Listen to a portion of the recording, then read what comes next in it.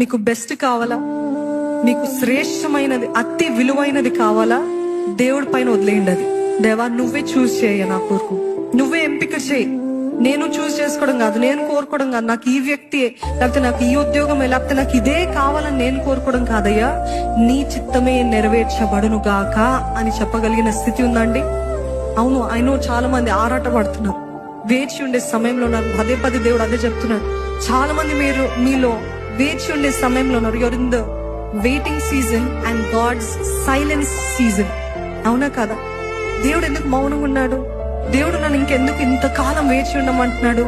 నాకు అర్థం కావట్లేదు అని డిస్కరేజ్మెంట్ వచ్చేస్తుంది. అన్నిటికంటే కష్టమైనది ఏంటి తెలుసా అండి? దేవుడు మౌనంగా ఉన్నప్పుడు ఆయన పైన ఆధారపడి ఉండటము కష్టము. నమ్ముతున్నారా? ఆన్సర్ రావట్లేదు, ఎటువంటిది ఏ సమాధానము రావట్లేదు, ఏమీ స్పష్టంగా కనపడట్లేదు. కానీ నన్ను నమ్ము, నన్ను నమ్ము, నన్ను నమ్ము అంటున్నాడు దేవుడు. ఎట్లుంటది? ఇంకెంతకాలం నమ్మాలయ్యా, ఇంకెంతకాలం వేచి ఉండాలయ్యా, ఇంకెంతకాలము అనే డిస్కరేజ్మెంట్ ఫీలింగ్ వరకు వచ్చి ఉంటారేమో. కానీ దేవుడు ఏమంటున్నాడు తెలుసా? నా చిత్తాన్ని నువ్వు నమ్ముతున్నట్లయితే నేను నీకు అతి శ్రేష్టమైనదే ఇస్తాను, కానీ నీకు తక్కువైనది నేను ఏది కీడు చెయ్యను అంటున్నాడండి దేవుడు. Leave the best, leave the choice to God and he will give you the best.